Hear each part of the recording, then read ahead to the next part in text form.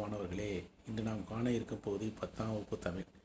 ஏற்கனவே பொதுத் தேர்வுக்கு தயாராக மாணவர்கள் பயனுள்ள வகையில் 2 கடிதங்களை பார்த்துவிட்டோம். இப்போது 3வதாக நாம் பார்க்க இருக்கும் கடிதம், உணவு விடுதி ஒன்றில் வழங்கப்பட்ட உணவு தரமாற்றம் உள்ளதாக புகார் அளித்து உணவு மேலாண்மை ஆணையருக்கு கடிதம் எழுதுதல். எப்பொழுதுமே அனுப்புனரில் உங்கள் பெயர், உங்கள் முகவரியை இட வேண்டும். பெறுநரில் உணவு மேலாண்மை இயக்குனர் அவர்கள், சென்னை. மதிப்புக்குரிய ஐயா, நான் சென்ற வாரம் வடபழனியில் உள்ள உணவு ஒன்றில் உணவு அருந்தினேன். அந்த உணவு தரமற்றதாகவும் மிகவும் கேவலமாகவும் இருந்தது. இதனை கண்டு என் மனம் பதவதைத்தது. அதனால் நான் உணவு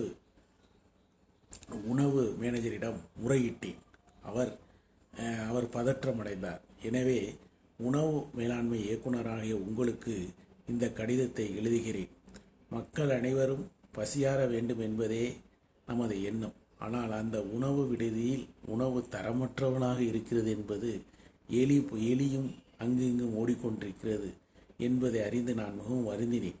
அதனால்தான் உணவு மேலாண்மை இயக்குநரான உங்களுக்கு இந்த கடிதத்தை நான் எழுதுகிறேன். நன்றி, வணக்கம். எப்பொழுதும் உரிமைகள் முகவரியில் பெறுநர் முகவரியை இட வேண்டும்.